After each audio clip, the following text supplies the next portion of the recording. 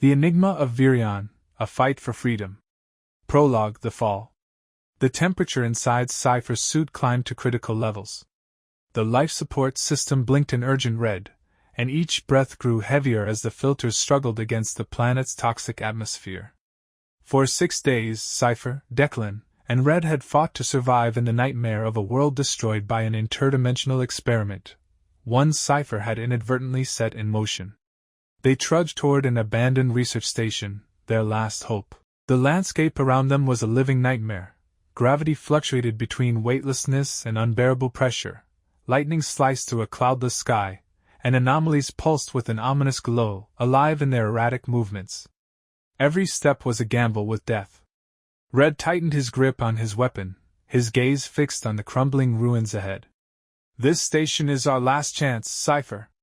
If we don't find something, it's over for us." Declan scanned the horizon, his voice firm with grim resolve. "If it's all destroyed, I'd rather die fighting than suffocate on this damned rock." Cypher cut through the tension with a sharp tone. "Less talk. Stick together. We're not dead yet." The station loomed before them, a skeletal husk of its former glory. Cracks in its walls leaked a faint blue light, and inside, everything seemed steeped in a foreboding, otherworldly energy. Organic growths clung to the walls, pulsating as if alive, while the air thrummed with an inexplicable hum. In the central chamber, they found what they had been searching for, a massive crystal encased in a protective field. Its vivid blue light filled the room, dancing across the debris-strewn floor. The energy emanating from it was tangible, almost alive. Cypher's eyes lit up with recognition. "This is it. The crystal. Its energy could power our ship and get us off this planet." Red glanced around nervously. "You're sure it's not a trap? All this chaos around us, it's got to be because of it." Declan smirked, stepping closer. "Trap or not, we don't have a choice. Risk it or die here." Cypher ignored their bickering and approached the control console. His fingers flew across the keys, inputting commands to disable the containment field. A low hum filled the air as the barrier began to dissolve. But the moment the shield disappeared, the entire station began to tremble. Cracks spiderwebbed across the walls, and the floor shifted underfoot. Red's voice cracked with fear. "You've triggered something. We need to leave, now." Cypher approached the crystal, carefully extracting a fragment. A split second later, a surge of energy coursed through him, electrifying his nerves with a mix of exhilaration and terror. "No time for fear!" Cypher shouted, securing the shard in a protective container. "Run for the exit!" But halfway out, Declan suddenly stopped. Raising his weapon, he spoke with an unsettling calm. "You don't get it, Cypher. This crystal is worth more than all our lives combined. The corporation will pay a fortune for it. But they don't need you anymore. You've become a liability." Cypher froze, realization dawning. "You planned this from the start?" Declan shrugged with a cold smile. "Orders are orders. The crystal's yours now, too unstable to transport anyway. Consider it your problem." Before Cypher could respond, Declan fired. The shot echoed through the collapsing station. Red crumpled to the floor, lifeless. Cypher dove for cover, but the next shot grazed his shoulder, knocking him down. Blood seeped through his suit, pain ripping through him. Declan cast one last glance at the crumbling structure. "Good luck, Cypher. You'll need it." With that, he disappeared into the chaos of falling debris. Left alone, Cypher lay on the cold floor, his strength fading. The walls groaned as they buckled, and debris rained down around him. Just as his vision began to blur, the crystal shard in his hand glowed brighter. Its light flooded the chamber, and a voice echoed in his mind. "Get up, you're not finished yet." The crystal's energy surged into him, sealing his wound and restoring his strength. Cypher's mind expanded, filling with new knowledge, while his body felt reborn. He stood shakily but with a fire in his eyes. He was no longer the man who had entered this station. Emerging from the ruins, clutching the shard tightly in his hand, Cypher gazed out at the desolate horizon and quietly whispered, "I survived once. I'll survive again." Part 1. Azarian's Offer. The metallic screech of ripping hull panels filled the cabin as Laron's ship spiraled out of control. Lights flickered wildly, casting jagged shadows across the cramped cockpit. Sparks erupted from a damaged console, and the sharp smell of burning wires filled the air. "Stabilize, damn it!" Laron shouted, gripping the controls with white-knuckled hands. The ship bucked violently, throwing him against the harness as alarms blared in his ears. Through the viewport, the planet loomed, a swirling mass of gray skies and jagged terrain. Vireon. Laron had heard rumors about this place, whispers of its dangers. None of that mattered now. He was crashing, and survival was the only thing on his mind. The impact hit like a hammer. The ship skidded across the rocky surface, throwing up a storm of dust and debris. Finally, it came to a grinding halt, the cockpit tilting precariously to one side. Laron groaned, pain shooting through his ribs as he unbuckled himself. The cabin was dim, lit only by the faint flicker of emergency lights. Smoke coiled lazily in the air, and outside, an eerie silence settled over the barren landscape. He staggered to his feet, grabbing a handheld scanner. "Not how I planned my day," he muttered bitterly, his voice hoarse. His sharp eyes swept over the desolation beyond the cracked viewport. Jagged rocks jutted from the ground like broken teeth, and faint glimmers of blue light pulsed in the distance.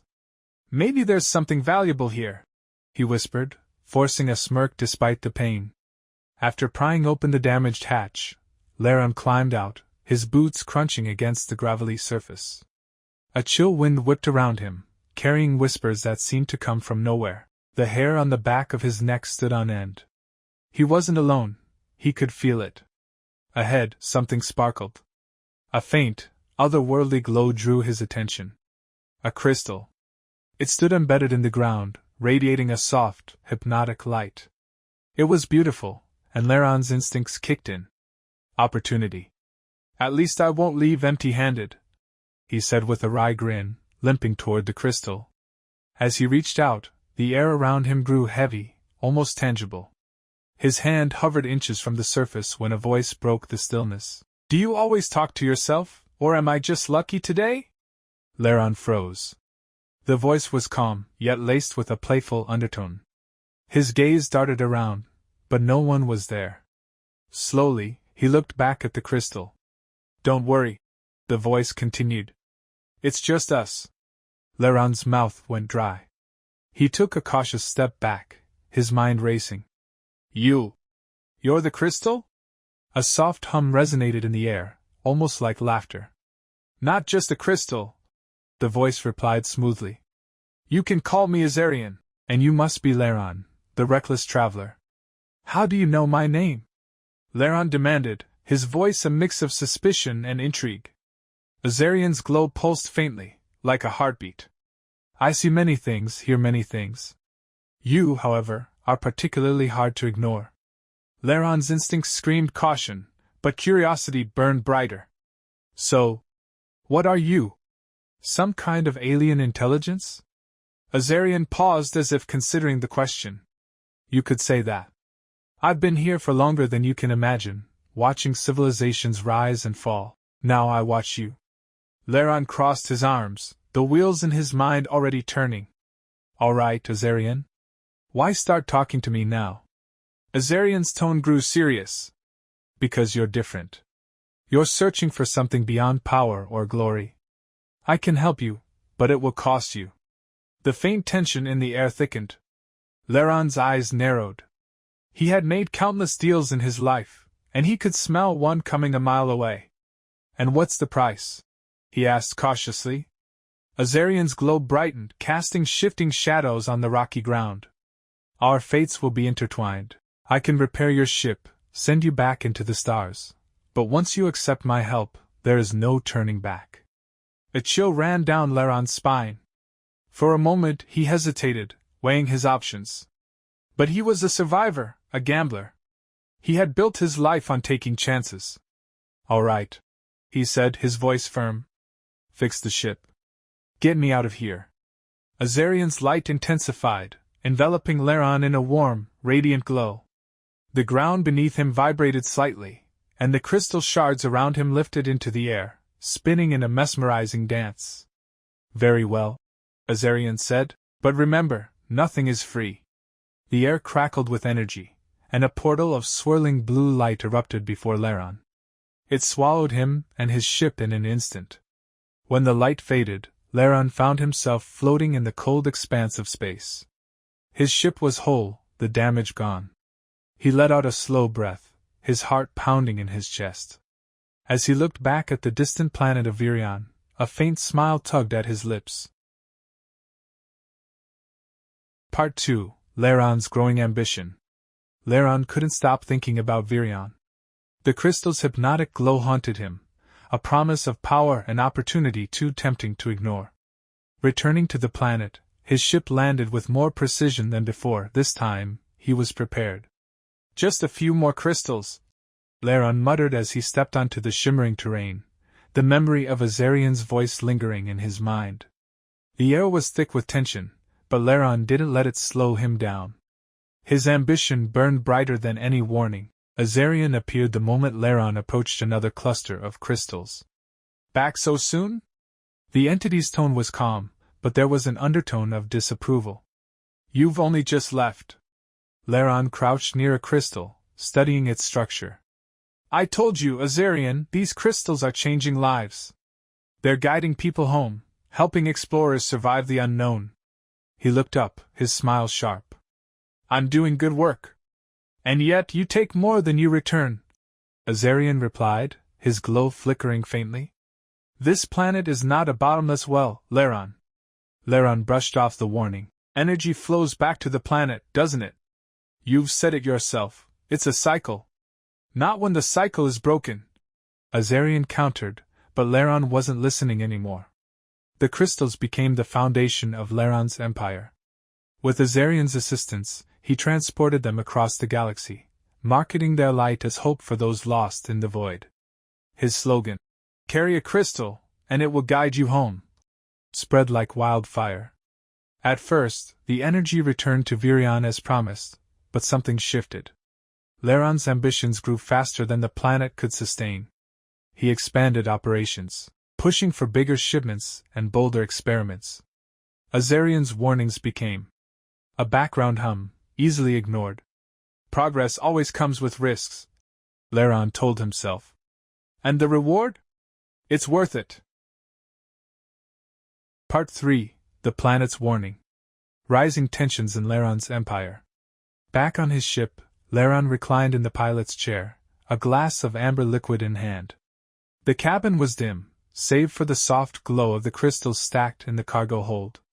Their light was mesmerizing, almost hypnotic. But Laron's thoughts were elsewhere. The transmission from Tessa had been brief but unsettling. Rumors of accidents involving the crystals were spreading, ships malfunctioning, unstable energy spikes, even reports of strange, unexplainable phenomena. "Minor glitches," Laron muttered to himself, brushing off the concerns. "Nothing we can't fix." But the truth gnawed at the edges of his confidence. The crystals were powerful, yes, but they were also unpredictable. And the more he pushed, the less control he seemed to have.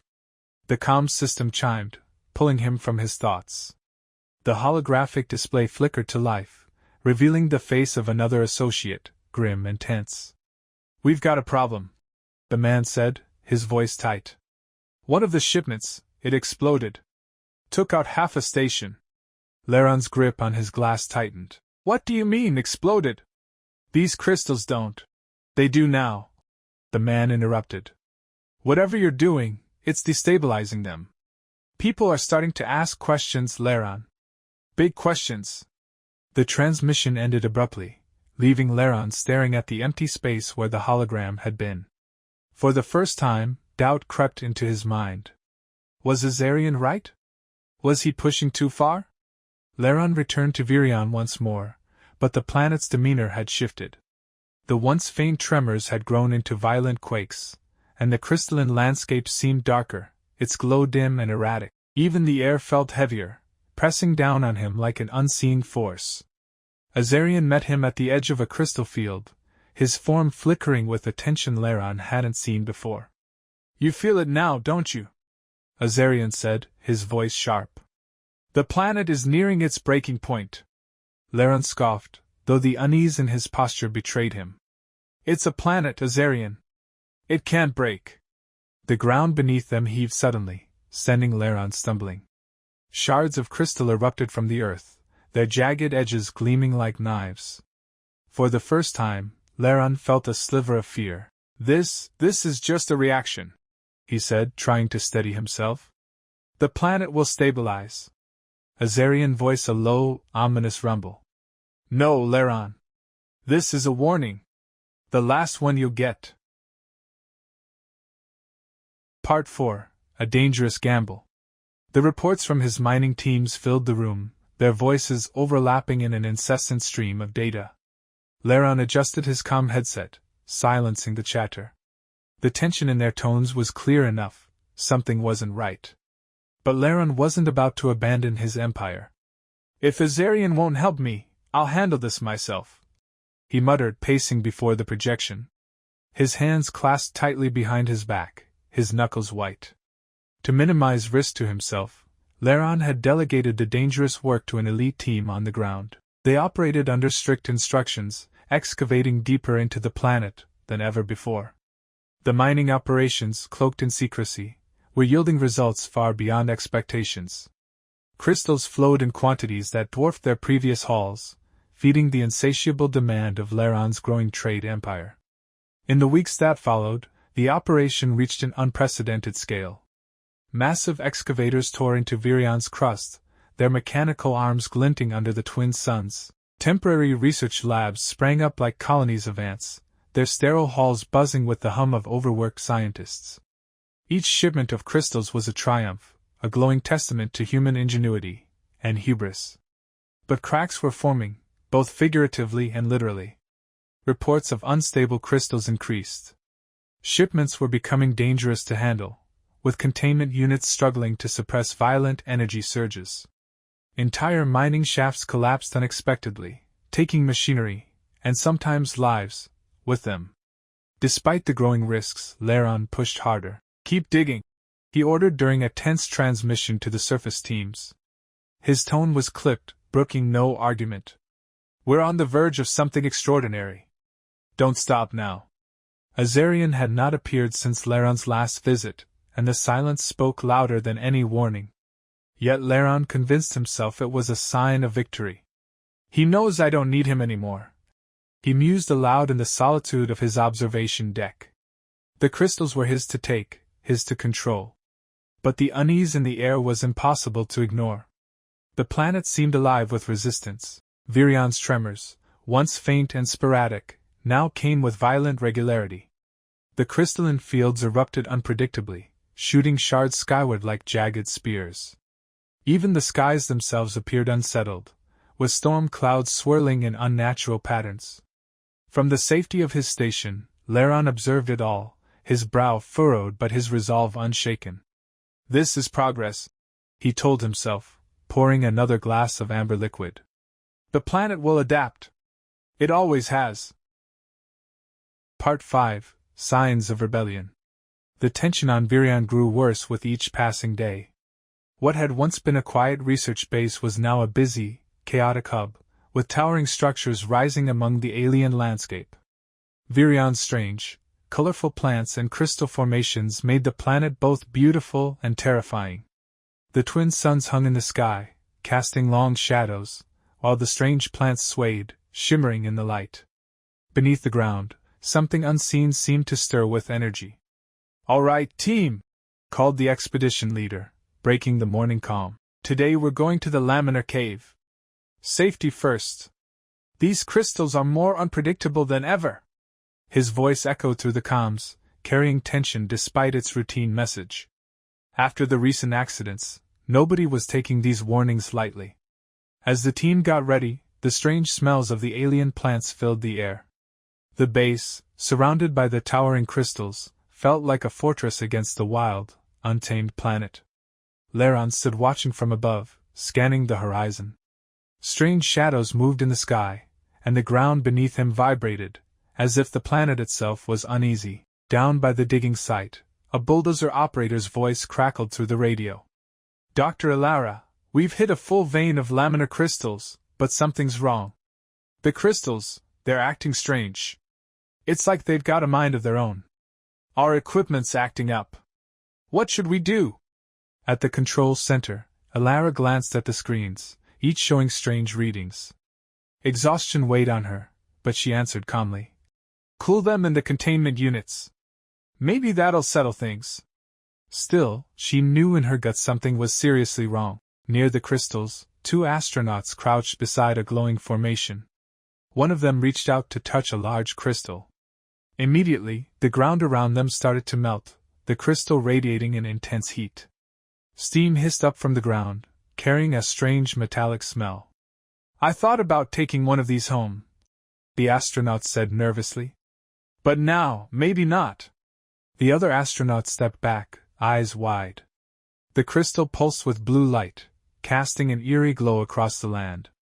For a moment, the planet seemed to hold its breath. Then, in the distance, a low growl echoed, a reminder that Vireon was far from safe. Elsewhere, a survey team entered a huge crater, only to find themselves floating in the air. The ground beneath them had disappeared, leaving them hovering as if the planet had decided to change the rules. Base? We're stuck. We've been floating above this crystal for an hour. Any idea how to get us down? One of them radioed, their voice edged with panic. Try shooting the crystal. Maybe breaking it will release you, came the shaky reply from command. Clearly, things were spinning out of control. As the day went on, the situation only got worse. Sandstorms whipped across the land, filled with sharp shards of crystal, cutting into the team's gear. Thick dust blocked the suns, turning the world into a swirling mess of light and shadow. Massive creatures, disturbed by the chaos, began appearing from the foggy valleys. Huge beasts, barely visible through the storm, slowly moved toward the mining sites, their steps shaking the ground. Ilara clenched her fists, watching the chaos unfold on her screens. These crystals, they're too unstable, she whispered. The ground rumbled beneath her as if Vireon itself was waking up. One of the engineers, pale and shaking, looked down at the glowing stones in his hands. I've been on hundreds of missions, but these, they feel cursed. Despite the rising danger, Vireon remained calm. From his observation deck, he watched the storm sweep across the land, his mind focused on his growing empire. To him, the crystals were the key to everything. Their power, their potential, was too big to ignore. All these problems? Just challenges to overcome. The glowing lights of the labs below looked like stars in the darkness, symbols of human ambition. Armed with technology and unshakable will, Vireon was sure that nothing, not even the planet itself, could stand in his way. Part 6. The Fall of Control. What started as just another day on Vireon quickly turned into chaos, unraveling all of Vireon's carefully made plans. The sun hung low, casting an orange glow across the planet as Vireon monitored the crystal mining operations. The glowing structure sparkled with promise, but the hum of progress suddenly stopped. The whole command center went dark. What now? Vireon muttered angrily, pacing back and forth. His patience was running out. Did everyone take a break without telling me? As he stared at the dead screens, his communicator buzzed urgently. The news hit him hard. A group of Earth activists had stormed the command center and taken control.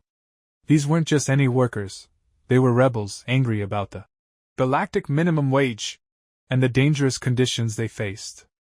They had had enough of the collapsing caves, the deadly wildlife, and the unstable crystals that put their lives at risk every day. Their voices rang through the comms. We demand fair pay and safety. The crystals are ours now, no more exploitation. We're taking them to Earth, and Vireon can go to hell. Vireon stood frozen, gripping the edge of the control desk so tightly his knuckles turned white. His mind raced. This wasn't just a rebellion. The timing and scale felt too coordinated. Someone bigger was behind this, using these Earth workers as pawns in a much larger game. It's a power play, he muttered, trying to piece together the hidden forces at work. Then, as if things couldn't get worse, the universe threw another problem at him. The intergalactic trade portals, those essential lifelines of commerce, began to fail. One by one, they exploded in bursts of energy, sending shockwaves across the galaxy. The portals, powered by the crystals mined from Vireon, had become dangerously unstable.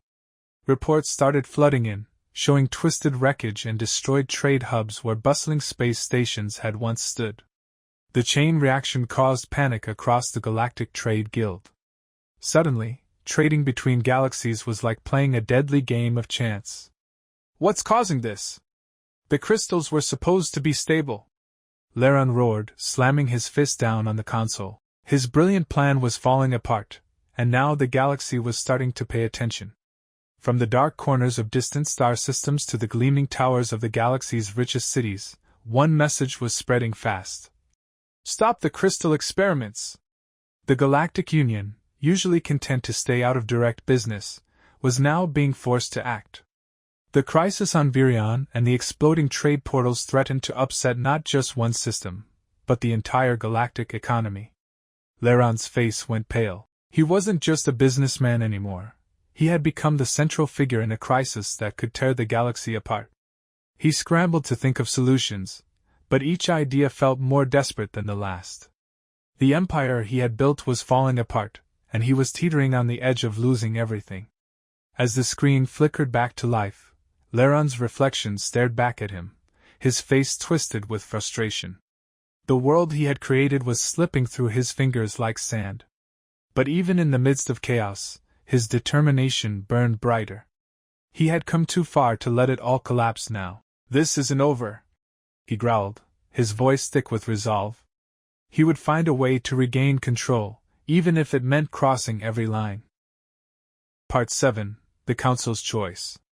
In the grand halls of the Intergalactic Trade Union, soft light from distant stars filtered through transparent domes, casting an otherworldly glow over the room. Delegates from every corner of the galaxy, dressed in shimmering uniforms made of rare materials, sat in clusters. Their conversations were quiet, filled with hidden threats and cautious hope. It felt like the calm before a storm, the kind of atmosphere where the fate of entire worlds could be decided with one word. Vireon stood at the center of it all, looking both powerful and calm, like a predator eyeing its prey. His rise to power had been fast, but now, with so many watching him, the weight of his ambition was being questioned. This meeting would either confirm his control over the galaxy or lead to his downfall. Around him, diplomats, warlords, and powerful business leaders from far-off planets whispered to each other. Their eyes kept darting toward Vireon with suspicion. The political games between them were like a chess match, where every word and action was carefully planned. The chairman of the meeting spoke, his voice full of authority. "Ladies and gentlemen, we are gathered not just as representatives, but as the ones who will shape the future of the galaxy. The choices we make today will echo across the stars." His tone was serious, as if he could sense the fragile peace that was starting to slip away. Vireon stood up, moving with purpose. All eyes were on him. He wasn't just another delegate in the room, he was the man responsible for the galaxy's latest crisis. The disaster on Vireon and the crystal-powered trade portals going out of control had put him in the spotlight. Now, in this meeting, Vireon held the attention of everyone, like a star's gravity pulling everything toward it. He scanned the room before focusing on the representatives from Earth. He looked at them like they were reckless children playing with fire, unaware of the damage they could cause.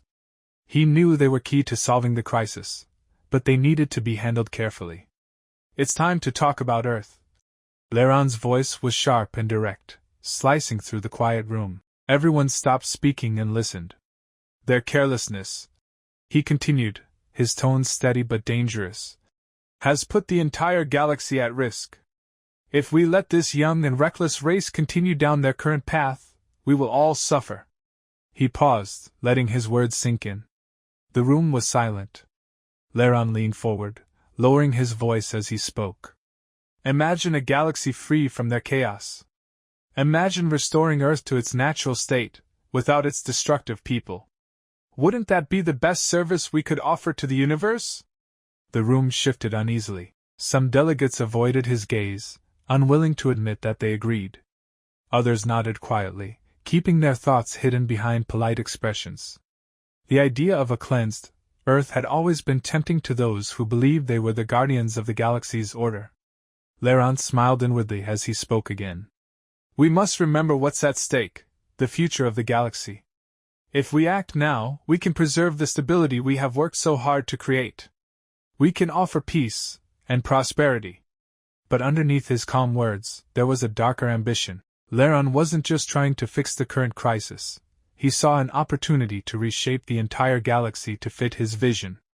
What he was offering wasn't just a solution, it was a chance to remake civilization. The delegates shifted in their seats, torn between fear and fascination. In that moment, it became clear that Vireon wasn't just addressing the crisis, he was setting the stage for something far more drastic. And many in the room were starting to see it. Part 8. The Final Gamble. Vireon paced in his quarters, the walls bathed in the soft glow of holographic projections.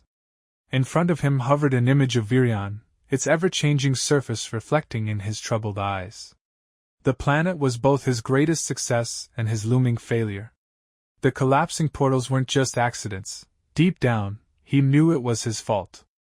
Vireon, you've always been unpredictable, Vireon muttered, his voice barely audible in the silence.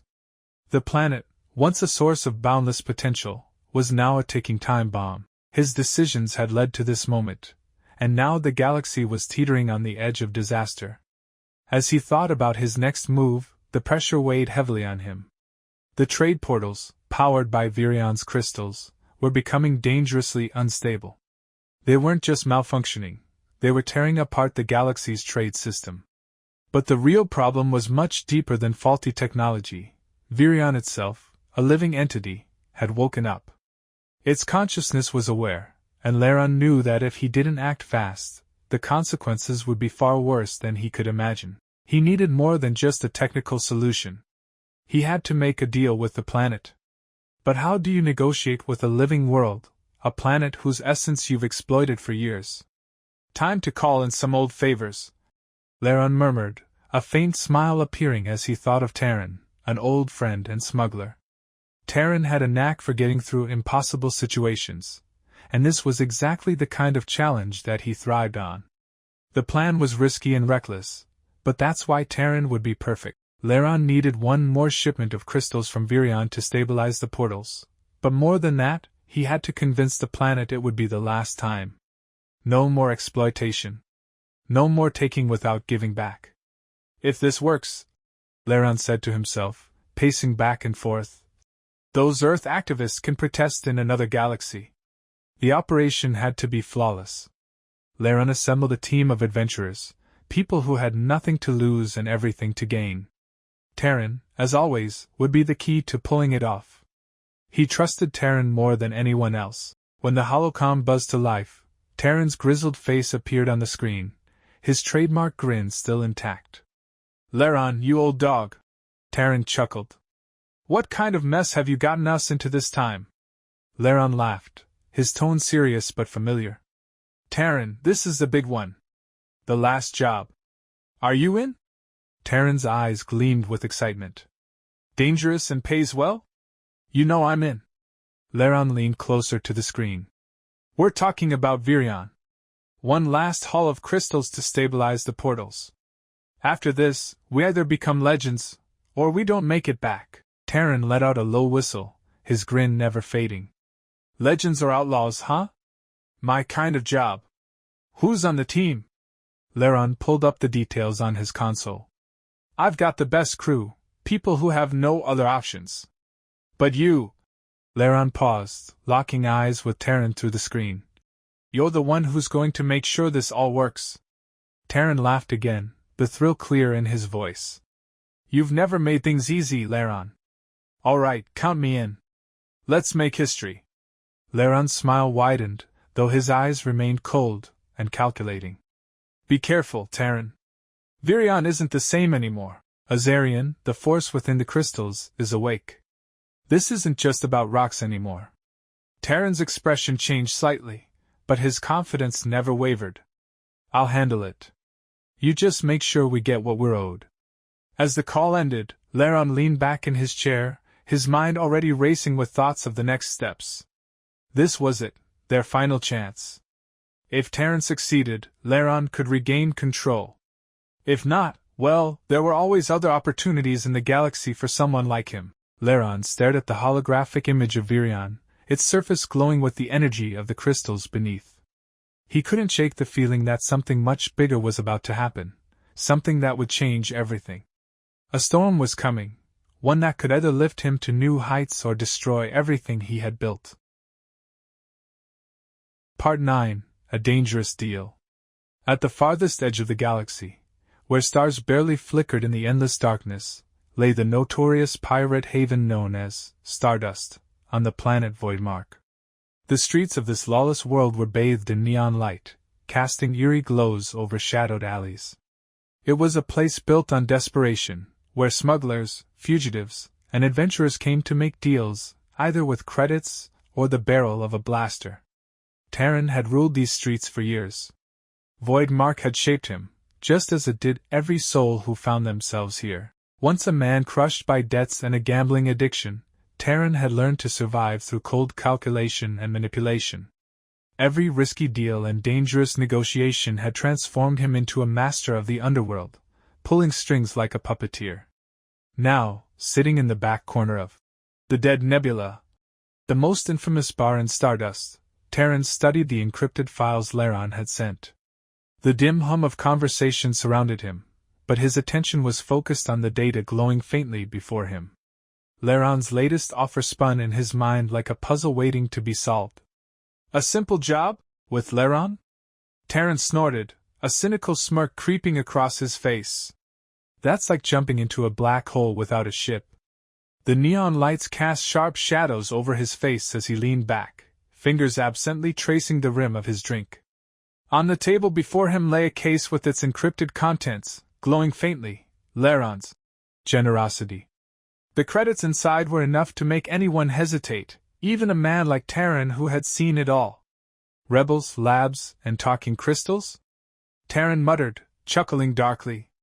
Vireon, you never make things simple. But as he dug deeper into the files, his amusement faded.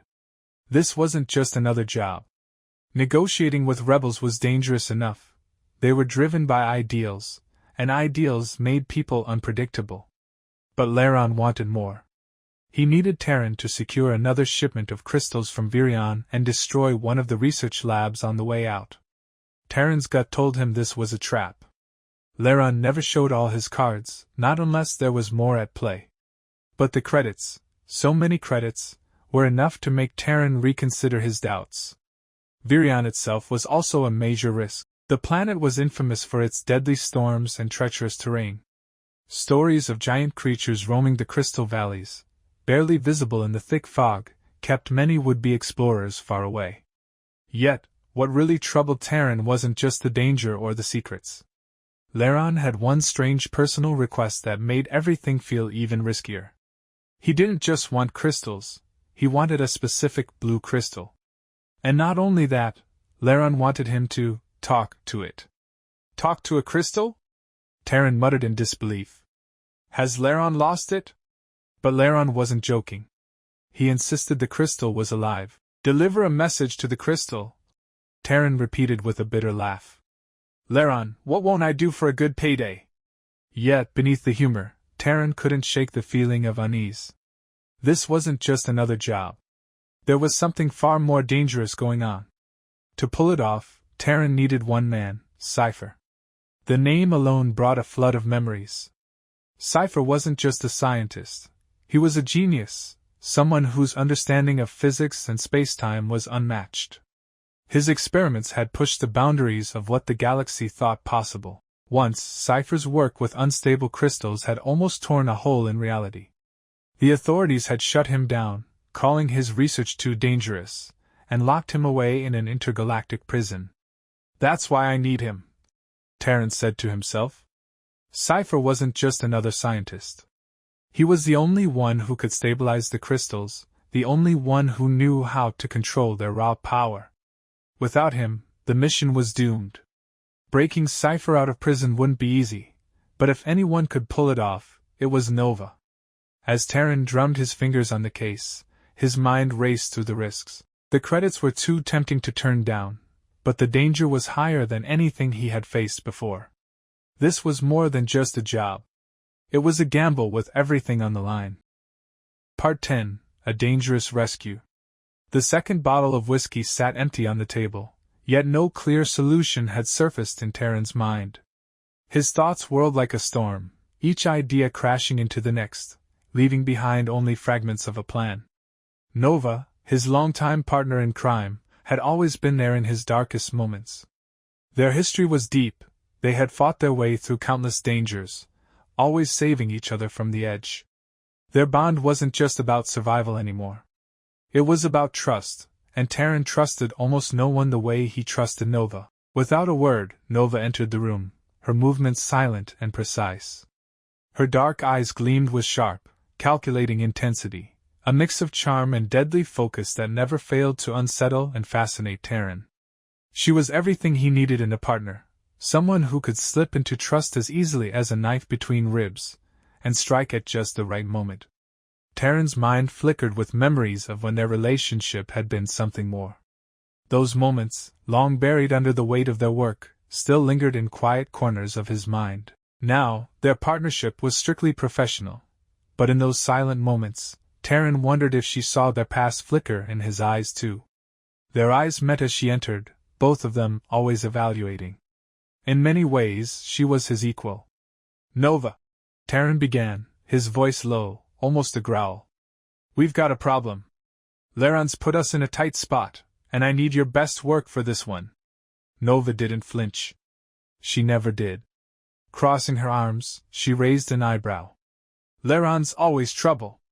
What's the deal this time?" Terran explained everything, breaking Cypher out of prison, negotiating with the rebels, and the strange request for the blue crystal. As he laid out the details, Nova's expression remained unreadable, her mind already working through the logistics. "Your cold-blooded determination is exactly what we need right now," Terran said, his eyes locking onto hers. She nodded, her face thoughtful. "You really think Cypher can pull this off? Breaking him out won't be easy." Terran leaned forward, elbows on the table. "Cypher's not just a scientist. He's a genius, adaptable, and sharp. He's the only one who can figure out how to stabilize those crystals. Without him, we're sunk." Nova studied him for a moment, then nodded again. She trusted Terran's instincts, they had never failed them. "All right," she said, calm but determined. "Let's get to work." From her bag, Nova pulled a map of the prison, laying it across the table. Her fingers traced the intricate details: airlocks, ventilation systems, blind spots and security. "We'll create a diversion here," she said, pointing. "Cypher will slip through during the chaos. If everything goes smoothly, we'll have him out before they know what happened." Terran frowned. "Your plan is solid, Nova, but blowing up the prison? That's a bit much. We need control, not a massacre."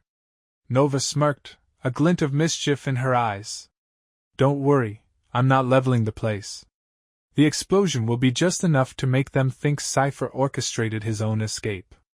Terran nodded, though his expression remained serious. "We'll need to plant a tracker on him. And he'll need a heat-resistant suit for the blast.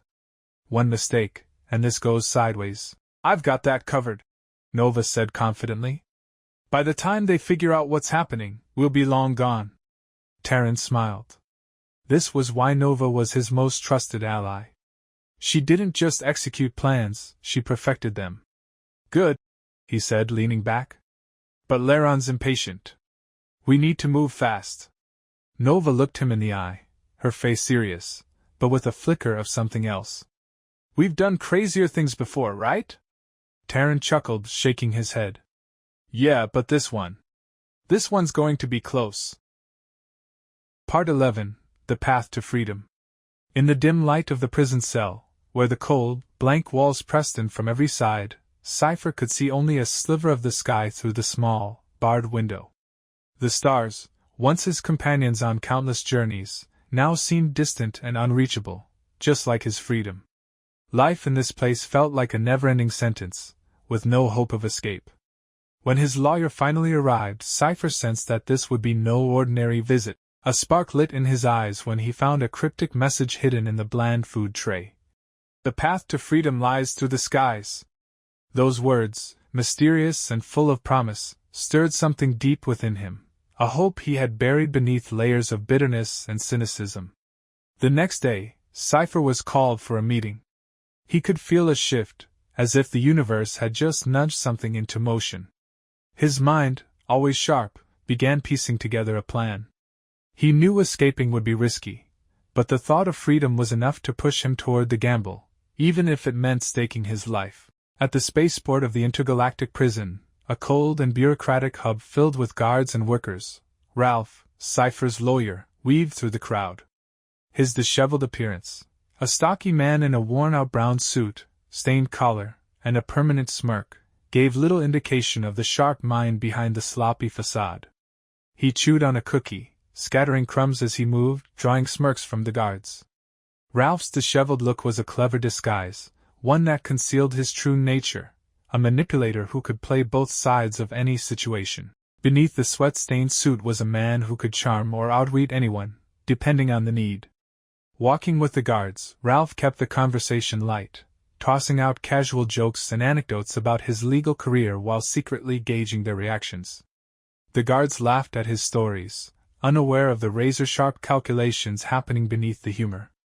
When one of the officers handed Ralph a cup of water, offering it to ease his cough, Ralph took his chance. He scribbled a message on the cup, as casually as one could in such a setting. The path to freedom lies through the skies. It was a subtle message, but one that Cypher would surely understand. As Ralph approached the meeting room, his easy chatter ceased, replaced by a more serious tone. Cypher wasn't just another client. His life hung by a thread, and Ralph was the one holding the scissors. Inside, Ralph leaned back, pulling a half-eaten cookie from his pocket and taking a bite before speaking. "Cypher, the court's decision is final," he said, almost as if discussing the weather. "They've moved up your execution. Early termination is now on the table." A heavy silence filled the room, pressing down on them both. The only sound was the irritating crunch of Ralph's cookie. Ralph slid a cup of water across the table towards Cypher. On it, written in neat script, was the same cryptic phrase. "The path to freedom lies through the skies." But this time, it wasn't just a metaphor, it was a key. Cypher stared at the cup for a moment, his fingers tracing the words as his mind raced. In the cloudy water, tainted with crumbs, he saw a flicker of hope. At the bottom of the cup, barely visible, was a small tracking device. With a grimace, Cypher swallowed the contents, feeling the device slip down his throat. It was a risk, but it was one he had to take. From this moment on, every step he took would be monitored, every move tracked. It was the beginning of the chaos that would lead to his escape. As the last drop of water disappeared, Cypher set the cup down and locked eyes with Ralph. No words were needed, they both understood what was at stake. For now, the prison held him, but Cypher knew that his freedom was within reach. Part 12: The Great Escape. The assault on the prison was timed with perfect precision. As the sun set behind the barren hills, casting long shadows over the facility, a fleet of drones descended from the sky like silent messengers of destruction. Their sleek metallic bodies reflected the fading light, but their purpose was far from beautiful. Each drone carried enough firepower to obliterate solid stone. The first explosion struck like a thunderclap, shaking the prison to its core. In his dark cell, Cypher felt the tremors reverberate through the walls. Dust and debris rained down from the ceiling, and the air thickened with the sharp scent of smoke and burning metal. Other drones infiltrated through the sewage systems, their approach unseen until it was too late. Explosions echoed in quick succession, as if part of a deadly symphony, each blast designed to weaken the prison's structure from the inside. The stench of sewage mixed with sulfur, intensifying as fires broke out across multiple corridors. Cypher stood in his cell, mind racing. Every escape route he had meticulously planned was falling apart. He needed to act fast. He grabbed the heat-resistant suit that Ralph had smuggled in for him, quickly pulling it on and feeling the reassuring hum of the life support systems activate. The suit hugged his body, its advanced tech designed to withstand the heat and debris. As he secured his helmet, the ground shook again. A massive metal arm, part of an emergency demolition robot, tore through the wall of his cell, ripping apart concrete and steel like paper. The cell door crumbled into rubble, creating an opening that led into the chaos beyond. "This is it," Cypher whispered, his heart pounding, but as the flames crept closer and the debris piled higher, doubt started to creep in. The plan had seemed foolproof, but now, with everything collapsing around him, it all felt so fragile. Nova's voice crackled through his helmet, sharp and commanding. "Cypher, no time for second-guessing. Move now!" Her command jolted him back to focus. His muscles responded automatically, pushing him through the gaping hole in the wall. The roar of flames and crumbling debris echoed in his ears, but Cypher's focus was singular: survival. Climbing over wreckage, he launched himself into the corridor outside. It was no better, it had turned into a battlefield. Drones hovered above like deadly insects, while guards, blindsided by the attack, scrambled to restore order. Fires erupted in every direction, casting flickering shadows on the walls. Cypher's helmet beeped in warning. His oxygen levels were dropping fast. The suit was buying him time, but not much. He had minutes, maybe less, before the inferno consumed him. A blast shook the hallway to his left, throwing Cypher hard against the wall. Pain shot through his body, but there was no time to stop. The explosion had destroyed part of the ceiling, sending chunks of concrete and steel crashing down, sealing off his only way back. "Nova! Terran!" Cypher gasped into his comm, struggling to his feet. "I'm trapped! The exit's blocked!" Nova's voice came through again, more urgent this time. "Keep moving forward! The evac platform is just ahead! We've got your location, don't stop for anything!" With renewed determination, Cypher pushed on, dodging debris and stumbling over fallen drones. His body ached, but his mind remained sharp, calculating every move. The mission couldn't fail now. As Cypher rounded the corner, he saw it, the escape platform. A small opening at the end of the hallway, illuminated by the fiery wreckage of the facility. It was his only way out. But standing between him and the platform were two guards, their weapons drawn, panic etched across their faces as they struggled to comprehend the chaos around them. "Cypher!" Nova's voice came through faintly, her tone quiet yet firm. "They won't hesitate. You know what to do." Cypher's heart raced. The guards looked ready to fire at any second. He could feel the weight of the decision pressing down on him, but there was no time for hesitation, only action. With his fists clenched inside the suit, Cypher took a deep breath and sprinted forward. The world blurred around him, smoke, fire, debris. As he closed the distance, a massive piece of ceiling suddenly gave way, crashing down on top of one guard. The man didn't even have time to scream before being crushed by the falling rubble. The second guard spun around, weapon raised, hands shaking. Cypher's instincts kicked in. His eyes darted to a broken brick lying on the ground. Without hesitation, Cypher grabbed the brick and, in one swift motion, brought it down on the guard's head. The man collapsed to the floor, his weapon clattering beside him. Cypher's breath came in short, ragged gasps, but there was no time to think. With the final obstacle behind him, Cypher ran toward the escape platform. The roar of engines filled the air, the vibrations of the ship's power thrumming beneath him. Just as he reached it, the hatch opened, welcoming him into the craft. Cypher collapsed inside, every muscle in his body screaming in exhaustion. Nova's voice crackled back into his ear, calm and steady this time. "Welcome back, Cypher. You made it." As the ship pulled away from the burning wreckage of the prison, Cypher slumped in his seat, heart pounding. He was battered, bruised, but alive. Part 13. The Fall of a Hero. The news of the prison disaster didn't just cause a ripple across the galaxy, it hit like a supernova, igniting every communication channel and dark corner of the black market. Cypher's name, once whispered in certain circles, now blazed across every holoscreen. His escape, forged in fire and destruction, had turned him into a symbol of chaos. Footage of the shattered prison, the towering flames, and the countless dead flooded the galaxy, painting Cypher as the harbinger of disaster. Every holoscreen flashed the latest headlines, each one more sensational than the last. Massive prison break, hundreds dead, Cypher to blame, one read. Another screamed. Most wanted, Cypher, the galaxy's greatest threat. Shock swept through the galaxy, and in its search for a villain, it found one in Cypher. And watching it all unfold from the shadows, Nova couldn't help but smile. This was all part of her plan. While Cypher's escape made him infamous, she had turned his notoriety into a carefully orchestrated media storm. She wasted no time launching a campaign to frame him not just as a criminal, but as the galaxy's deadliest enemy.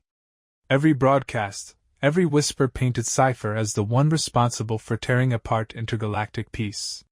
Cypher is a threat to the very fabric of our galaxy, Nova declared on major networks, her face appearing on holoscreens across countless systems. He is a man driven by ambition, ready to destroy worlds for his own gain. If he isn't stopped, no planet will be safe. But Nova's campaign didn't stop at mere words. Behind the scenes, her AI generated fake videos and doctored reports that spread like wildfire across the galaxy. In one video, Cypher was shown leading an army of drones in an attack on an innocent colony. In another, he was seen making secret deals with criminal syndicates. None of it was true, but that didn't matter. The galaxy craved a villain, and Nova had delivered one. Every comm channel was flooded with messages of fear and outrage. Cypher is a madman. He's going to destroy us all.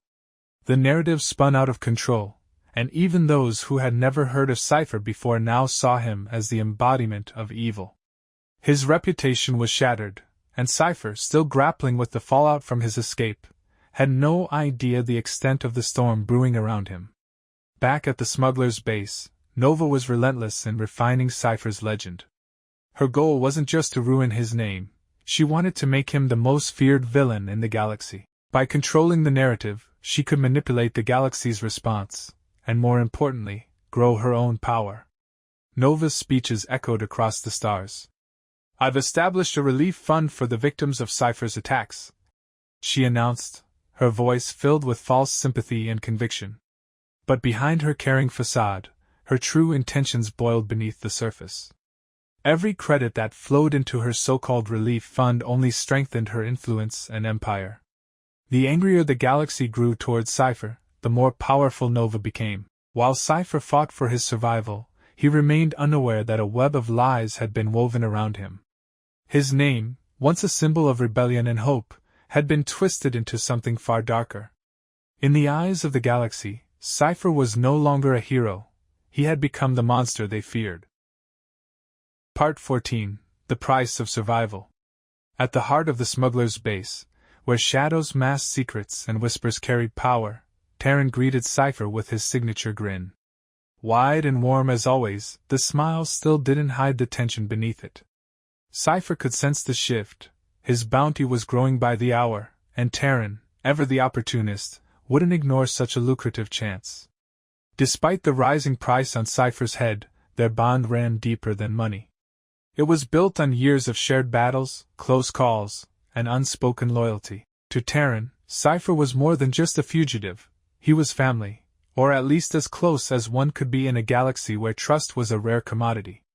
"Cypher, I saved you because you're like a son to me," Terran began, his voice casual but laced with genuine emotion. He leaned back, eyes glinting with nostalgia. "I remember when you were just a kid, hiding under my desk, trying to dodge capture." Cypher chuckled, though the humor didn't quite reach his eyes. "You never miss a chance to spin your tales, do you, Terran?" His smile faded, his gaze hardening as it met Terran's. "But I'm not that kid anymore. I see through your games. So drop the father act and tell me what you really want." For a split second, Terran's smile faltered, but it quickly returned. All right. You're free to go, Cypher. Go grab a drink on me. We'll talk later." Cypher gave him a wary look but said nothing, heading into the bustling chaos of the smuggler's den. The bar was exactly as he remembered, dark, loud, and teeming with rough characters.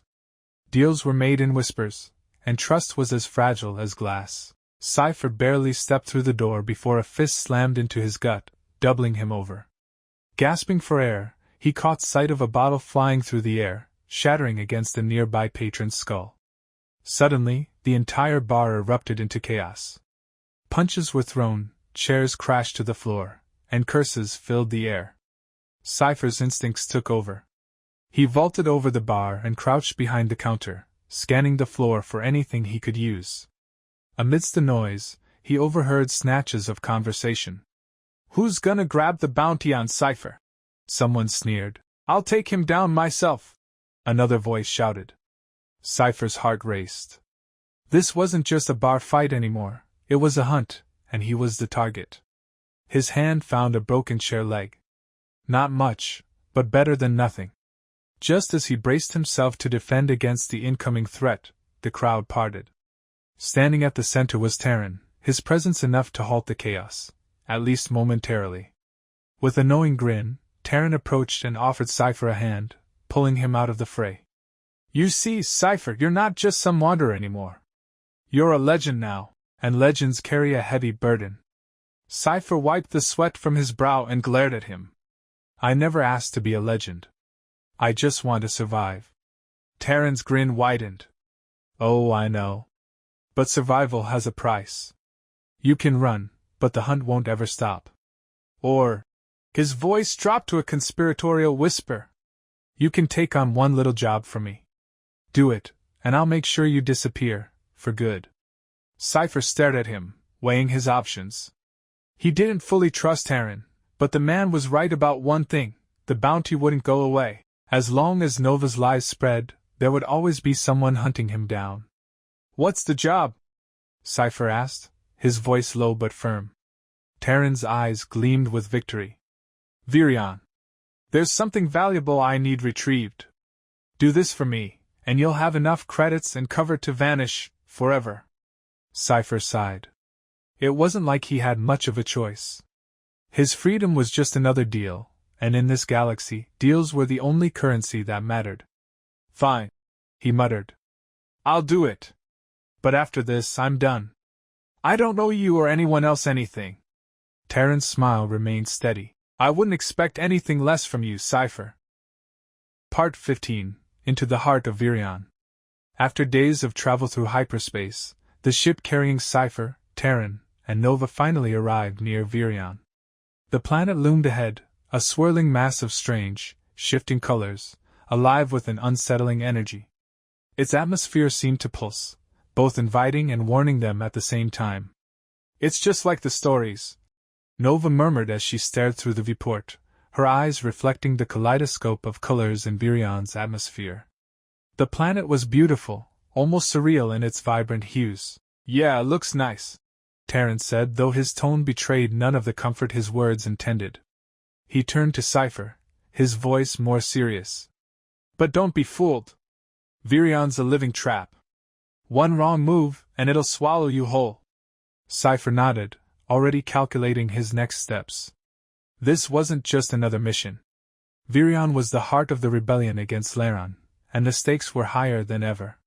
Cypher had his cover as an escaped Earth fugitive, famed across the galaxy, and his name alone would win over the rebels. The plan Laron had hatched was both clever and insidious: to infiltrate the resistance, lead it from within, and steer them straight to their doom.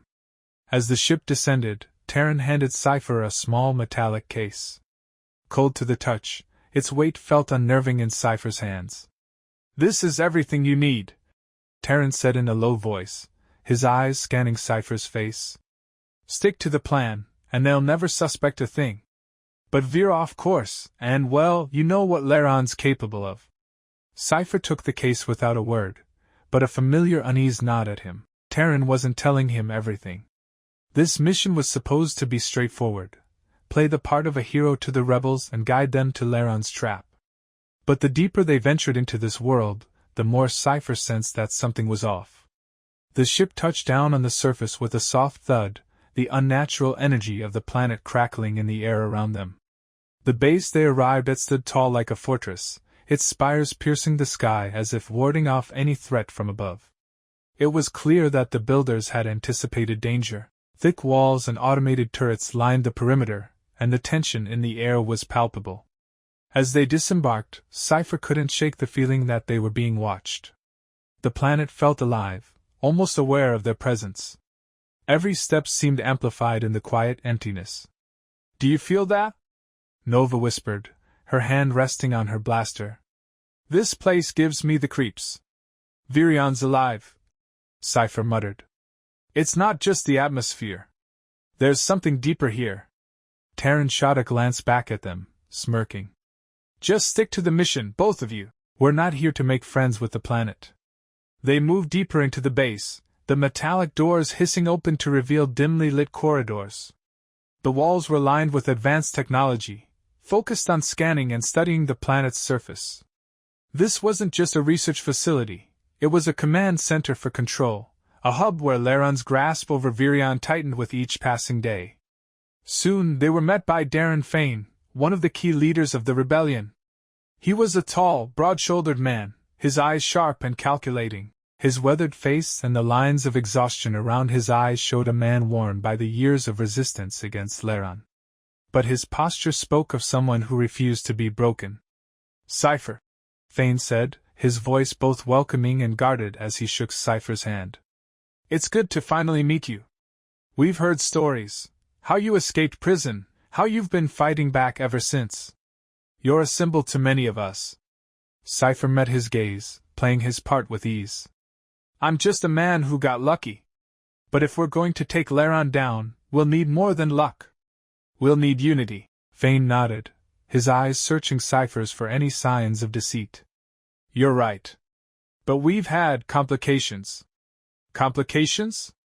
Cypher asked, though he had a sinking feeling he already knew what was coming. "Yes. Laron's operations on Vireon have stirred up more than just crystals. The deeper we dig, the more unstable the planet becomes. And the creatures, Vireon's native fauna, they're reacting violently to our mining efforts." Nova, always sharp, narrowed her eyes. "Native creatures?" Fane gestured to a nearby console, pulling up a holographic display. Images of massive, insect-like creatures filled the air, their bodies bristling with jagged spines, their mandibles large enough to crush steel. "We call them ferroquil. They're drawn to the crystals, and every time we get close to a significant deposit, they attack. We've lost people." Terran, ever the opportunist, leaned in slightly. "And what's the payout for dealing with these complications?" Fane's face hardened. "This isn't about payouts, Terran. This is about survival. Laron's grip tightens every day, and if we don't act soon, he'll crush us all. You're here because we need experts. People who can handle the crystals and keep the planet from turning on us." Cypher's instincts screamed at him to turn back. He could feel the weight of his cover. He was here as their supposed savior, but the truth was, he was their doom. The only reason they trusted him was because of his reputation, built carefully through Laron's manipulation. The rebels had no idea that their new leader had already sealed their fate. "All right," Cypher said, his voice calm and steady. "Let's get to work." As they headed deeper into the facility, Cypher couldn't shake the feeling that the rebellion was standing on the edge of a precipice, and he was the one who would push them over. Part 16. A Moment of Truth. The planet's atmosphere was crackling with tension, the air filled with the charged energy of Vireon's strange, hostile environment. As the crew made their way through the jagged crystal landscape, the storm that had been brewing in the distance suddenly struck. Lightning flashed across the sky, followed by a deafening roar as the ground beneath them trembled. Terran, Nova, and Cypher moved quickly, dodging falling debris, but the storm was relentless. The winds howled, carrying sharp shards of crystal that slashed through their protective suits. The landscape became a blur of chaos. "Stay close!" Terran shouted over the roar of the storm, his voice barely audible as they navigated the treacherous terrain. But suddenly, Nova slipped on a loose stone and fell. A chunk of crystal broke loose above her, hurtling toward her at terrifying speed. She tried to scramble to her feet, but the ground beneath her shifted again, trapping her leg under a heavy shard of crystal. "Terran!" she screamed, panic seeping into her voice. The storm raged around her, and in that moment she knew she wouldn't make it out alive if no one reached her. Without a second thought, Terran darted toward her, his eyes wide with fear as the massive crystal hurtled closer. He reached her just in time, throwing himself over her body and pulling her out from under the crystal's path. The impact sent a shockwave through the ground, and they were both thrown to the side by the force of it. Panting and covered in dust, Terran struggled to his feet, his arms wrapped tightly around Nova. She coughed, trying to catch her breath, her eyes wide as she realized what had just happened. You saved me," she whispered, her voice shaky with disbelief. Her heart pounded in her chest as she looked up at him, the storm raging around them, but all she could focus on was him. Terran's face was inches from hers, his breath ragged. "Of course I did," he replied, his voice rough with emotion. He pulled her to her feet, steadying her as the world around them spun. "I wasn't about to lose you, Nova. Not like this." For a moment, the chaos of the storm seemed to fade away, leaving only the two of them standing together in the aftermath of what could have been her last breath. The fear, the adrenaline, the relief, it all surged between them, and suddenly, the unspoken feelings that had been lingering for so long came to the surface. Nova's eyes searched his, and for the first time she saw the depth of his feelings, his fear of losing her, his unwavering loyalty. And in that moment, something shifted inside her. Terran wasn't just a partner anymore. He was someone she couldn't imagine her life without. I don't know what to say," she murmured, her voice barely audible over the wind. "You don't have to say anything," Terran replied, his voice soft yet filled with emotion. He cupped her face gently, his touch warm despite the cold storm surrounding them. "Just know I'll always be there. Whatever happens." Nova's heart raced, the vulnerability of the moment washing over her. The fierce, guarded warrior who had always kept her emotions in check finally let the walls come down. Without thinking, she leaned in, her lips brushing against his, a kiss filled with gratitude, relief, and something deeper.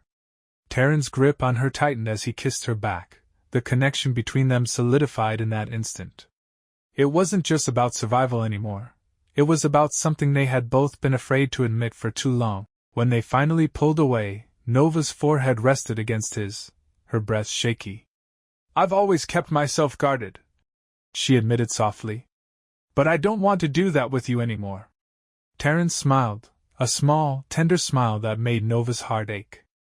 "Then don't. Whatever happens, we face it together." But before they could savor the moment, the storm raged again, snapping them back to reality. The wind howled, and a message crackled through their comms. Cypher's voice came through, sharp and urgent. "We're running out of time. I've made it to the lab. Get back here now!" Nova blinked, her mind snapping to the mission at hand. She steadied herself, though the warmth of Terran's touch still lingered on her skin. She nodded to him, their unspoken connection stronger than ever. "Let's go." As they made their way back to the ship, the danger of Vireon still swirling around them, Nova knew that something had changed between them. They weren't just partners anymore. They had crossed a line, into something deeper, something they both knew would last, no matter what the galaxy threw their way. Part 17, The Crystal's Call. Vireon's research base buzzed with frenetic energy, but for Cypher, the hum of activity grounded him. Amid the chaos of resistance fighters and the flood of data, he felt more at home than he ever had in the cold vacuum of space or the lawless smuggler dens. Surrounded by cosmic minerals and scientific curiosity, Cypher had found his purpose. The war wasn't just about survival anymore, it was about something bigger. His transformation within the resistance had been remarkable. No longer just a fugitive with a bounty on his head, Cypher had earned respect. His quick thinking, knack for strategy, and adaptability made him indispensable. He wasn't just a survivor, he was a leader, and people listened when he spoke. "Cypher, you've been a game-changer," said Arlen, one of the resistance leaders, clapping him on the back after yet another successful strategy session. "We couldn't have made it this far without you." But Cypher knew better than to bask in the praise. He had long ago learned that trust in the galaxy was as fragile as stardust. One wrong move, and everything could crumble. Yet, for the first time in years, he felt a sense of belonging and purpose that stretched beyond just staying alive.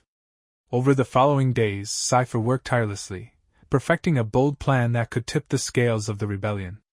The crystals they had mined from Vireon were not just rare minerals. They were a treasure trove of power waiting to be unleashed. "These aren't just minerals," Cypher said confidently during a meeting with the resistance leaders. He projected a holographic map, lighting up various key systems. "These crystals are our ticket into the galactic trade network. If we strike the right deals, we'll have access to funding, supplies, everything we need to win this war." The room buzzed with excitement as Cypher outlined his vision. He could see it in their eyes. They trusted him, and more importantly, they believed in the future he was offering. But as always, nothing on Vireon was simple. A storm, unlike any they had seen before, hit without warning. The winds howled, shaking the base's foundations, while arcs of electrical energy snapped through the air, shorting circuits and sending sparks flying. The entire facility trembled, its systems failing one by one under the storm's assault. In the control room, Terran and Nova stood frozen, watching in horror as the security feeds blinked out one by one, leaving them nearly blind. Holographic displays flickered, casting eerie, fragmented light across their faces. The storm was tearing the planet apart. "What the hell is happening down there?" growled Terran, his usual cocky grin replaced by a grim expression of fear. Meanwhile, deep within the crumbling research facility, Cypher moved like a shadow, weaving through the failing infrastructure. The walls groaned, and cracks snaked across the floors as the storm outside raged, unleashing waves of energy that made the air hum with electricity. Sparks erupted from overhead lights, and the scent of burning electronics filled the air. Then, out of nowhere, a deep, guttural roar echoed through the halls, vibrating through the very bones of the station. Cypher's heart raced as he pressed himself against the wall, listening. "I know that sound," he muttered under his breath. He had heard it before, in the caves, during the mining operations. It was something ancient, something angry. The lab doors loomed ahead, their locks fried by the storm. Cypher didn't waste any time. Grabbing a steel pipe, he slammed it against the reinforced glass, watching as it spiderwebbed with cracks. Another hit. Then another. Finally, with a deafening crash, the doors shattered, sending shards of glass raining to the floor. The lab was dark, lit only by the flickering glow of emergency lights. In the center of the room, surrounded by debris and toppled equipment, was the blue crystal. It pulsed softly, as if alive, its rhythm matching the chaotic storm outside. Cypher's breath caught in his throat as he approached. The crystal called to him, its glow growing brighter as he drew near. He had no doubt now, this was no ordinary mineral.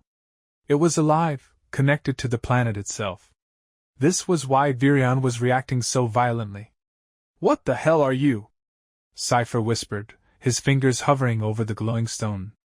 Before he could touch it, Nova's voice crackled through his earpiece. "Cypher, be careful. We don't know what that thing is capable of." Suddenly, the creature Nova had warned him about was close. Cypher could feel its presence in the air, hear its heavy breaths echoing down the corridors.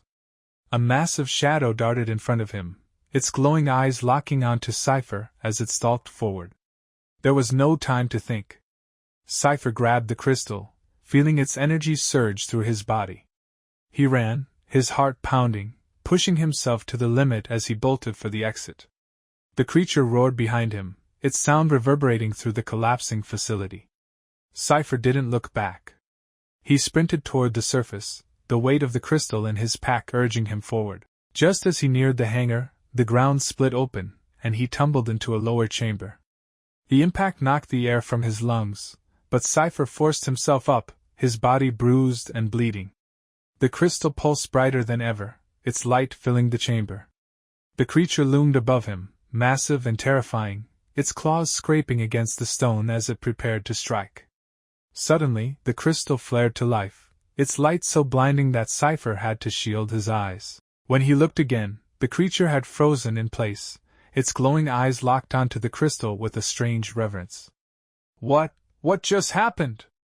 Cypher muttered, watching as the beast slowly backed away, retreating into the shadows.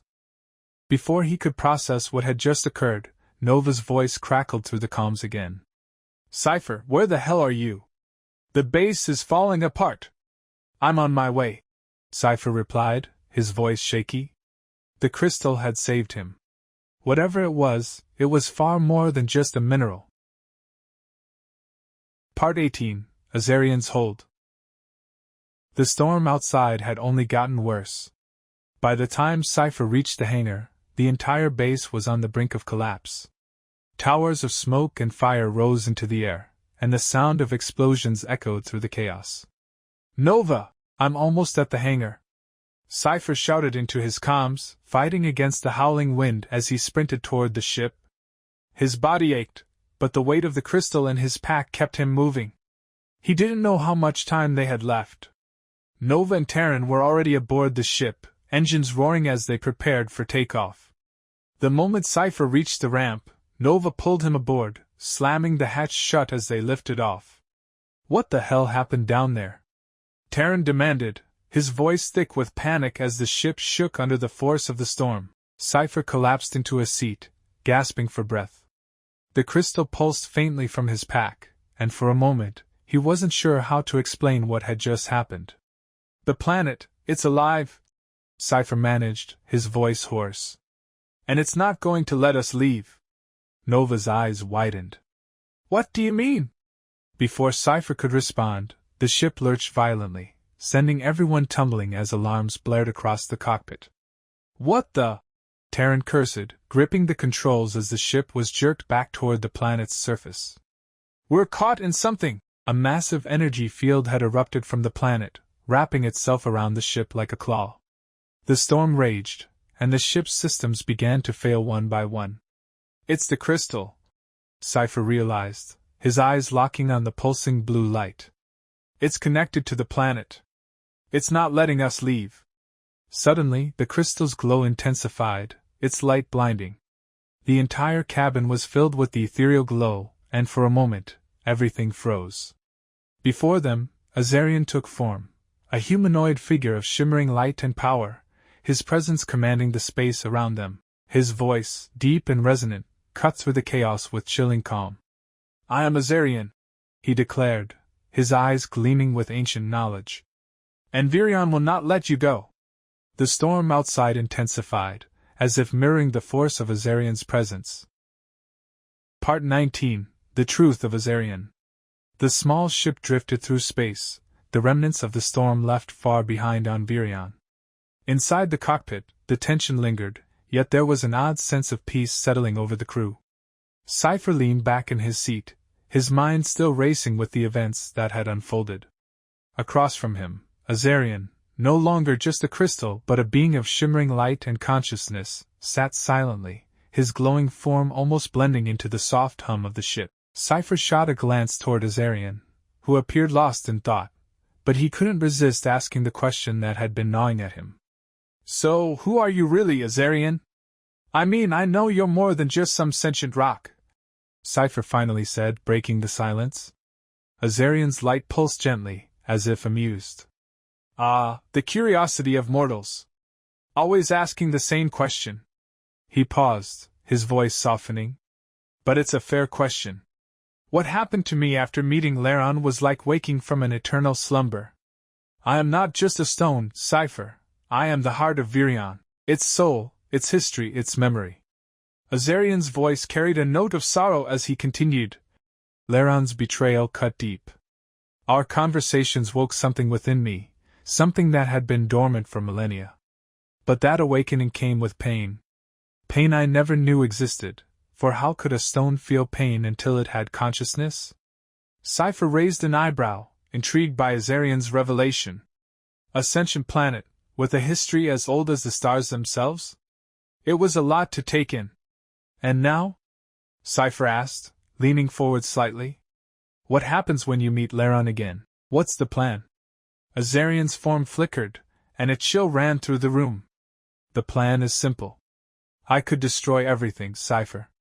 Every shard of crystal that was mined from my planet is connected to me. With a single thought, I could bring it all crumbling down. That's not exactly reassuring, Cypher replied, shifting uncomfortably. You're starting to sound like a villain in a galactic soap opera. Azarian let out a low, rumbling laugh, his glow dimming slightly. Relax, Cypher. I have no intention of destroying the galaxy. Not yet, anyway. His tone became serious again. But I will make Vireon pay. And you're part of that plan. Cypher chuckled nervously, unsure whether to take Azarian's words as a threat or a compliment. Well, at least you have a sense of humor. Azarian's form shimmered once more, his eyes gleaming with something that resembled amusement. You'll find that even gods can enjoy a good laugh, Cypher. But enough banter. We have work to do. The weight of their task settled between them, but Cypher knew now that the stakes were much higher than he had ever imagined. The fate of the galaxy, and Vireon's inevitable reckoning, was in their hands. Part 20. The Space Station. Their ship wasn't built for long-haul journeys through space, and by the time they neared the station near Vireon, the entire crew, Cypher, Nova, Terran, and Azarian, were eager for solid ground. The docking procedure, however, didn't go as smoothly as expected. As Cypher took the helm, he approached the station with a bit too much confidence. The result? The side of the ship scraped painfully against the docking bay, leaving behind deep grooves and dents along the hull. The ship jolted, sending everyone inside bracing themselves. Nice landing, Ace? Nova muttered sarcastically, steadying herself as the ship lurched one final time. Cypher's face flushed. It's called creative docking, thank you very much. Probably not in the textbooks yet. Azarian, now comfortable in his humanoid form, shimmered from his seat. Creative indeed. If creativity is the art of turning ships into scrap metal. Cypher shot Azarian a look, though there was a smirk on his face. You know, for someone who used to be a rock, you've developed quite the sense of humor. Once they managed to dock, the crew stepped out onto the bustling interplanetary station. The place felt like a galactic marketplace at rush hour. Crowds of beings from across the cosmos moved through the station in waves, and the hum of activity filled the air. Robots and androids zipped around, tending to the station's needs with practiced efficiency. It was a vibrant, chaotic place where every race and creed in the galaxy seemed to converge. The group maneuvered through the winding corridors, passing vendors hawking their wares, alien merchants shouting over one another, and bounty hunters scanning the crowd with suspicious eyes. It was a far cry from the deadly quiet of Vireon, and Cypher found himself oddly comforted by the noise. As they moved through the bustling crowds, Cypher cast a glance at Azarian, whose form flickered with light. Although he had toned down his glow, Azarian's presence still turned a few curious heads. You're going to need to tone that down a little more if we want to blend in, Cypher whispered. I'm doing my best, Azarian responded dryly. For someone who used to be an immobile crystal, I think I'm adjusting quite well. Nova stifled a grin, nudging Terran as they passed a cluster of traders, some of whom were eyeing the group suspiciously. Focus, she muttered under her breath. We need to get to the upper levels without drawing any more attention. Their plan was simple: make their way to the upper level of the station, where they could access the terminal leading to Vireon's current whereabouts. The information was scarce, but Azarian had felt a connection through his scattered crystals and knew that Vireon was nearby. The only problem was getting there without raising alarms. Terran, scanning the station's map, pointed towards an elevator ahead. That's our ticket up. Should take us directly to the next level. Great, Cypher said, eyes flicking around nervously. The sooner we get out of here, the better. As they approached the elevator, the station suddenly shuddered, and an alarm blared overhead. A voice crackled through the speakers, warning of an approaching meteor storm. Cypher and the others froze, tension rippling through the crowd as everyone around them began to panic. Well, this is just perfect. What kind of day is this?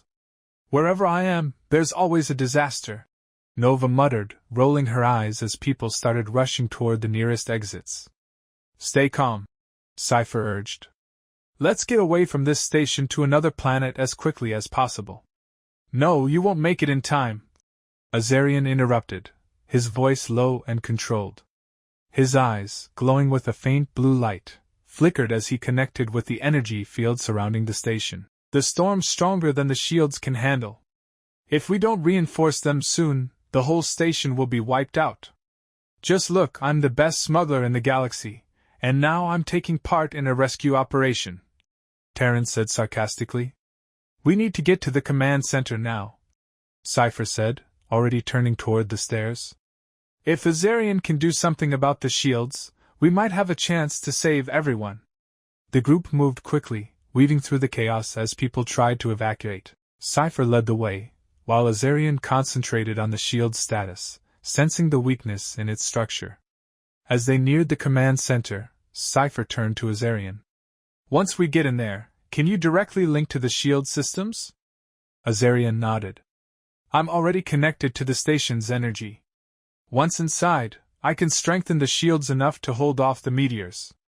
Let's hope it works, Nova said as they reached the door. Otherwise, this place is going to be dust in minutes. Part 21. A Vireon's Power Unleashed. The command center was a flurry of activity. Alarms blared, and the screens displayed terrifying images of the incoming meteor storm.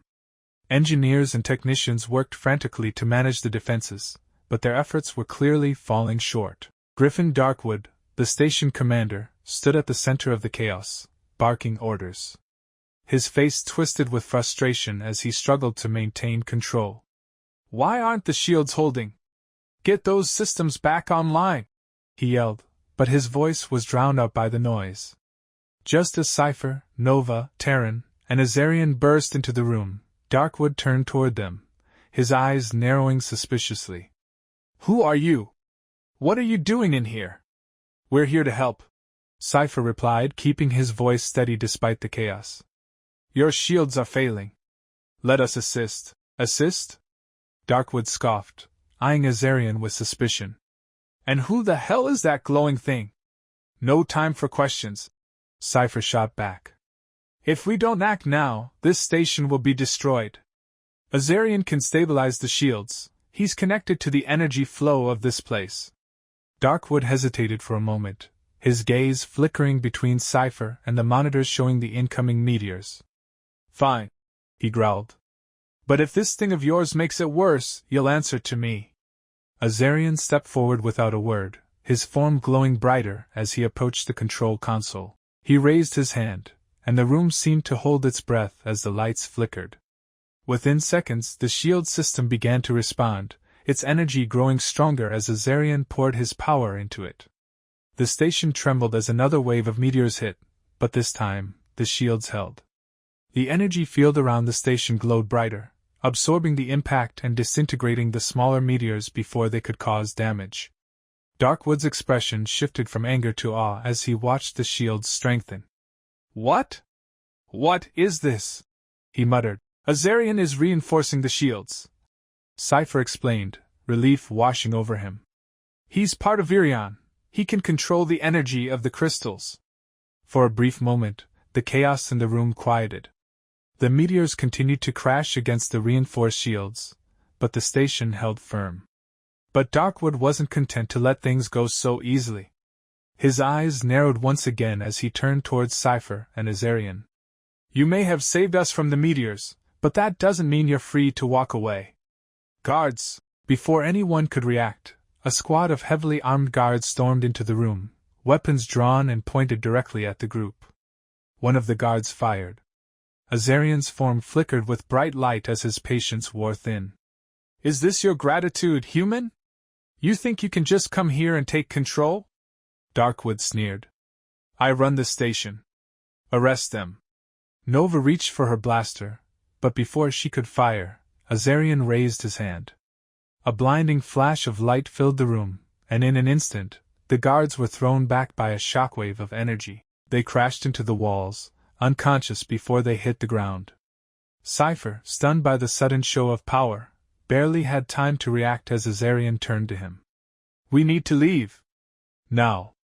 They bolted for the exit, leaving Darkwood shouting angrily behind them. Evacuation alarms blared throughout the station, and people were already scrambling toward the hangars. Cypher, Nova, Terran, and a Vireon slipped through the chaos, making their way to one of the departing ships. "Where to now?" Nova asked, catching her breath. Azarian turned his gaze to the stars beyond. "To Galaxara. That's where we'll draw out Leron. I've found a way to use the data from this station to make him come to us." Cypher nodded, understanding the gravity of the next step. The pursuit of Leron was far from over, but now they had a plan. Part 22: The Betrayal on Galaxara. The lush green expanses of Galaxara stretched out beneath them as the ship descended through the atmosphere. Azarian marveled at the vast rolling hills, the vibrant forests, and the golden light bathing the planet's surface. This place was designed for peace, a retreat from the chaos of the galaxy. But the deeper they flew, the thicker the tension became, like a storm gathering on the horizon. Cypher felt it too. Something was off.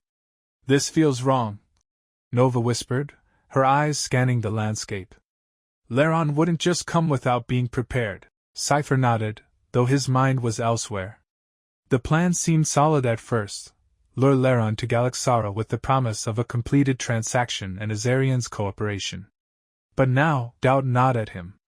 Something had gone wrong. He could feel it. As they landed, the silence that had settled over the group broke when Cypher noticed strange figures in the distance, dark shapes moving with calculated precision. His heart sank. Before he could warn anyone, a squad of heavily armed soldiers emerged from the foliage, weapons drawn and aimed at the group. "Out, now!" a gruff voice barked, and the soldiers surrounded them. Cypher shot a desperate glance at Nova and Terran, the two people he thought he could still trust. But there was something in their eyes, something guilt-ridden. "You sold me out," Cypher said, his voice tight with disbelief. "After everything?" Terran shifted uncomfortably, unable to meet his gaze. "It wasn't personal, Cypher. Leron, he knows. He knows what Azarian is. And we..." He faltered, looking at Nova, who remained silent. Nova finally spoke, her voice barely above a whisper. "We had no choice." The soldiers closed in, taking Azarian first. His glowing blue form shimmered with quiet power, but he made no move to resist. His gaze lingered on Terran and Nova, and a faint, amused smile crossed his face. "You think this will end the way you expect?" Azarian said softly, as the soldiers placed him into a fortified transport vehicle lined with laser grids. "You're not as invincible as you think," one of the soldiers sneered. As Azarian was locked away, Cypher was shoved into another vehicle. His heart pounded, disbelief still coursing through him. Betrayed by the people he trusted most. Who can you trust when even your closest allies turn against you? He thought, his thoughts unraveling in a whirlwind of confusion. Part 23: Leron's Precaution. Leron received word of Azarian's capture the instant it happened. The alerts from Terran and Nova were clear. The entity they'd secured wasn't just some rare mineral sample or advanced technology. This was a sentient force with the power of an entire planet coursing through it, a being so powerful that its potential was almost limitless. And in Leron's ambitious mind, limitless potential meant limitless opportunity. But Azarian was also a threat that needed immediate control. Pacing in his ship's observation deck, Leron's mind churned through possibilities and risks. He wasn't a scientist. He was a businessman, a strategist, someone who saw profit and possibility in places others feared to tread. The idea of wielding Azarian's power was intoxicating, but it also came with a dangerous unpredictability. The years he'd spent mining Vireon, exploiting its crystals for his empire, had led him to this moment. Yet he knew that power on this scale demanded restraint, or at least, a plan that left him in full control. "He's a liability," Leron muttered to himself, his hand tapping rhythmically against his chin as he paced faster. "If I don't control him, he could destroy everything I've built." With the weight of this new risk pressing down on him, Leron's mind worked methodically, treating Azarian not as an entity to be understood but as a resource to be contained. He swiftly ordered the construction of a containment cell, an intricate laser prison engineered to hold even the most powerful entities. To Leron, this wasn't just a cage, it was an investment in his empire's future, a calculated safeguard for a potentially boundless asset. Azarian wouldn't escape, at least that's what Laron was betting on. When Azarian was finally delivered to his ship and locked inside the chamber, Laron watched from behind reinforced glass, his face a mask of composed anticipation. He felt a flicker of satisfaction as the lasers activated, encasing Azarian in a crisscrossed web of searing light. Each step the entity took would be one closer to disintegration. It was perfect. Secure. Profitable. But even as Laron relished his apparent victory, a disquiet lingered. Azarian wasn't panicking. The entity's calm, steady gaze met Laron's, filled with an unsettling intelligence that no containment, no matter how sophisticated, could fully hold.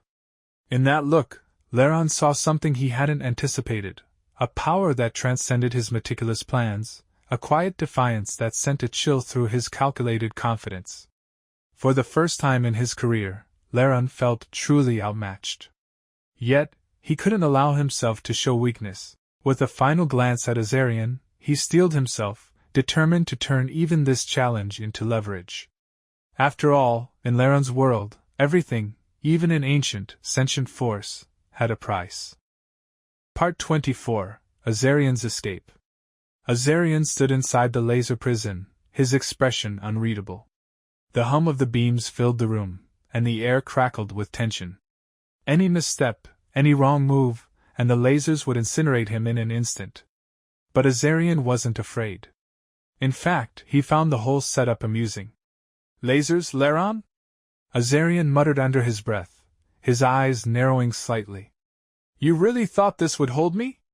Azarian's senses heightened as he felt every shift of the light, every pulse of energy flowing through the room. He could feel the precise angles of the lasers, each one designed to cut through anything in its path.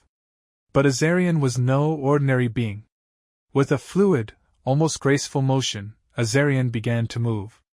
His form shifted, flowing like liquid light through the deadly grid. Each step was calculated, each movement timed with precision. He didn't just avoid the lasers, he danced through them, as though they were part of him. The beams reflected off his crystalline body, scattering in every direction like a symphony of light.